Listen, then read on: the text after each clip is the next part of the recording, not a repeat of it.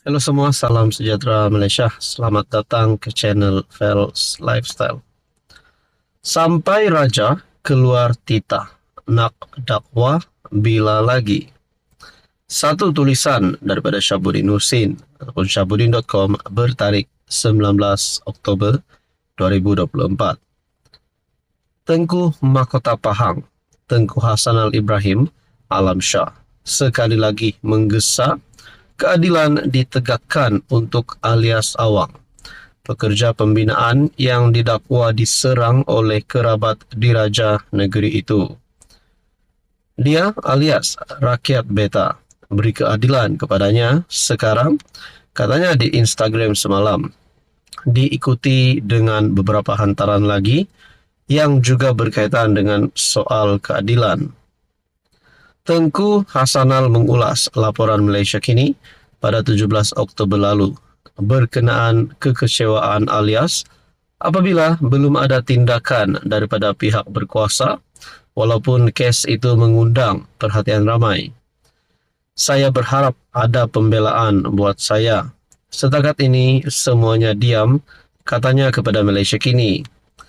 Terdahulu alias mendakwah serangan ke atasnya berlaku di sebuah kandang kuda di Kuantan pada 6 Jun lalu. Bapa kepada 8 anak itu mendakwa dia dihubungi oleh seorang individu yang dipercayai orang suruhan anak kerabat berkenaan untuk bertemu dengannya di sana. Dakwanya lagi, dia kemudian diserang oleh kira-kira 20 orang, termasuk anak seorang tengku yang melepaskan tembakan ke arah kakinya namun tersasar. Dia juga mendakwa pihak kanannya ditikam dengan pisau, alias membuat laporan polis pada 8 Jun lalu.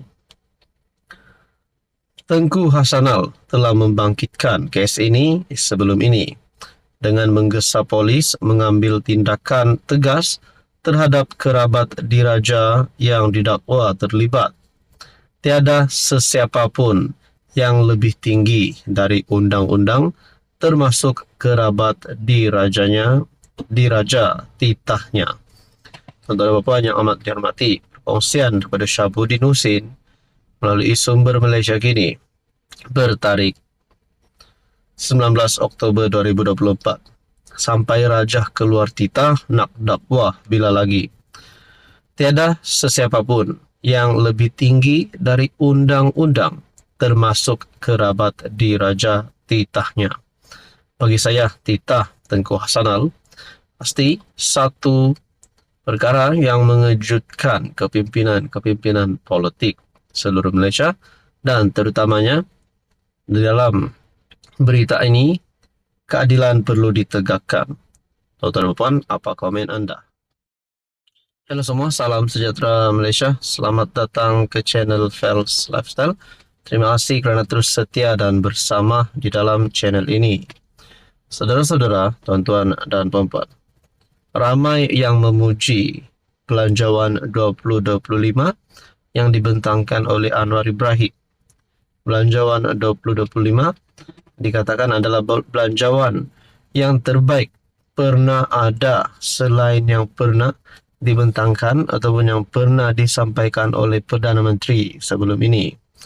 Namun saudara-saudara, di sisi yang lain, terdapat satu pandangan di dalam parti komponen bersama-sama di dalam kerajaan perpaduan, iaitu MCA.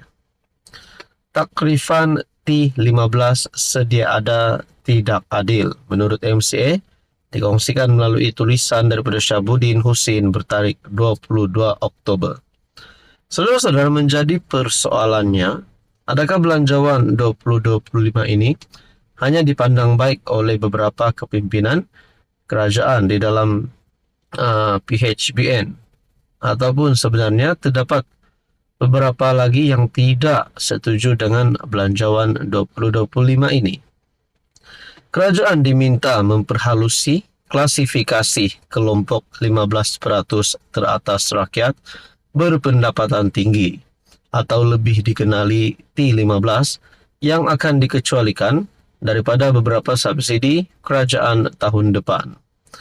Datuk Seri Dr. Wee Ka Siong, BN Air Hitam, berkata, ini kerana takrifan sedia ada T15 yang merangkumi mereka berpendapatan RM13.295 sebulan ke atas sebagai golongan mahakaya adalah tidak adil. Takrifan itu, katanya, berdasarkan kepada data pendapatan isi rumah daripada kajian pendapatan isi rumah dan kajian perbelanjaan isi rumah oleh Jabatan Perangkaan sehingga 2022. Ini bermakna tokoh korporat dan jutawan termasuk dalam kategori ini.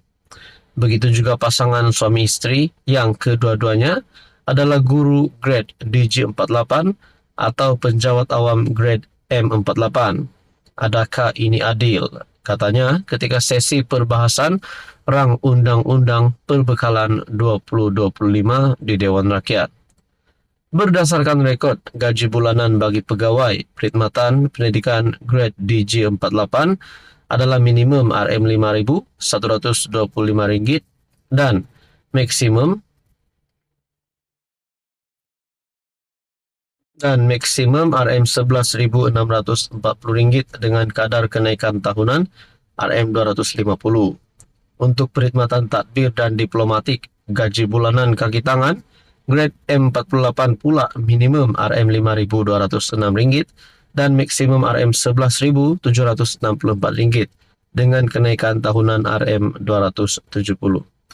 Saudara-saudara, berkaitan dengan belanjawan 2025, adakah ini akan memberikan satu impak yang negatif terhadap kerajaan ataupun impak yang positif terhadap kerajaan perpaduan? Apa komen anda? Halo semua, salam sejahtera Malaysia. Selamat datang ke channel Fels Lifestyle. Satu lagi kemenangan Anwar Ibrahim. Satu lagi kepujian kredit diberikan untuk Anwar Ibrahim. Sekaligus ini meninggalkan musuh politiknya.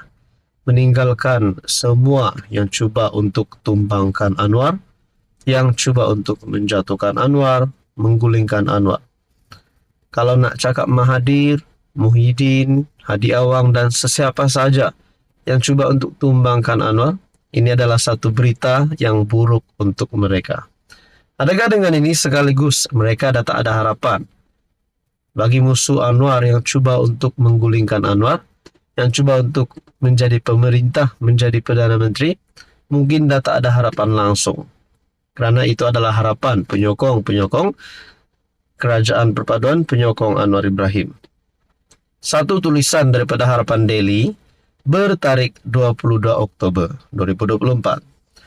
Jauh sangat kebijaksanaan Perdana Menteri dengan pembangkang. Wow. Bahasa yang baik ini dinamik, akan terus hidup dan berkembang. Sebaliknya, yang mati, jumud dan beku hanyalah otak walaun. Ketimbang bahasa Melayu juga, tetapi digunakan di Indonesia daripada bahasa Jawa. Maksudnya berbanding dengan atau daripada.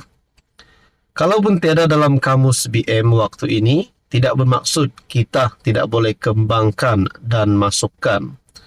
Banyak perkataan dalam kamus tidak wujud pun 10 hingga 20 tahun dulu dan diceduk dari bahasa lain seperti log masuk, swafoto, penstreaman, e-dompet, tular dan lain-lain. Bahasa Latin, contoh, bahasa yang mati dan tidak berkembang walaupun menjadi bahasa rasmi Empire Rome. Pemimpin hebat yang visionary, ada wawasan jauh ke depan, mahu melihat bahasa dan budaya masyarakat kita berkembang. Pemimpin jumud pula akan menarik masyarakat ke belakang dan gagal memahami realiti semasa.